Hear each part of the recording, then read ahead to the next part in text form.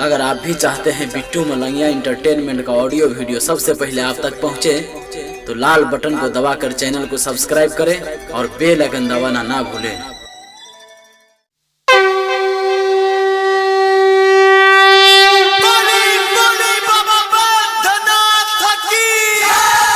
Presented by Focus Music।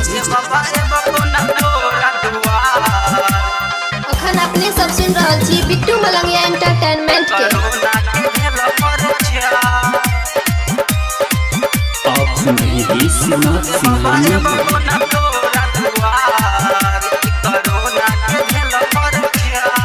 ए बाबा ना तोरा दुआर कोरोना के भेल परचार।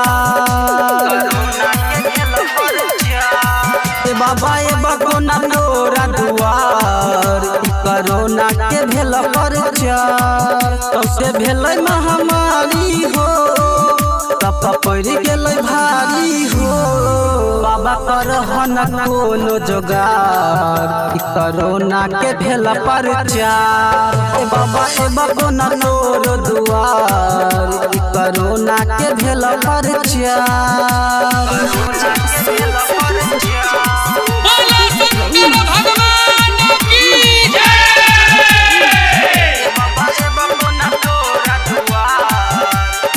अखन अपने सब सुन रहल छी बिट्टू मलंगिया एंटरटेनमेंट के। भेल चेनत शुरू अब सुनु शिव गुरु को न करियो हमको हर सोमवारी। जिया करे धक धक हमरा लागे बड़ी डर को न बनियो हमको पुजारी। भेल चेनत शुरू अब सुनु शिव गुरु को न करियो हमको हर सोमवारी।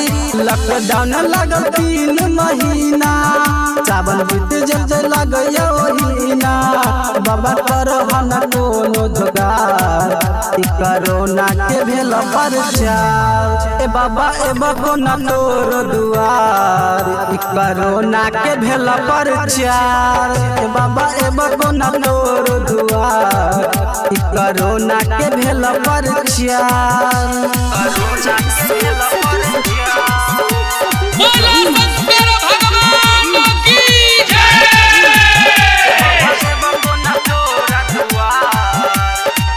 अखन अपने सब सुन रहल छी बिट्टू मलंगिया एंटरटेनमेंट के।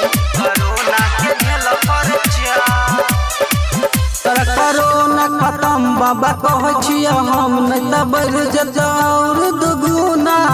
केना कमर उठे बतोरा जल चढ़े बराइटर अमर मित कहै छै मुन्ना। कोरोना खत्म बाबा कहै छियै हम नहीं त बढ़ जतौर दुगुना। बाबा तोरे पतोर छियासा शिवनाथ के न करी हो निराशा। बाबा करहन कोनो जोगार कोरोना के भेल परचार। बाबा ना तोर दुआर कोरोना के भेल परचार। बाबा ना तोर दुआर कोरोना के भेल परचार। मिक्स बाय विभीषण बबुआ 74 640 53 605।